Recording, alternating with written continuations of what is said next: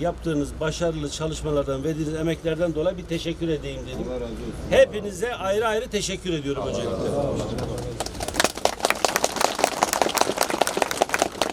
Şimdi tabii hepiniz mesai yaptınız, gecenizi gündüzünüze kattınız, büyük fedakarlıkla çalıştınız. Kışta, kıyamette Malatya halkının hakikaten gönüllerine dokundunuz, yollarını açtınız. Yazında Allah'ın izniyle işte sıcakta devam edecek. Bu sefer de asfalt yapacaksınız, yol yapacaksınız.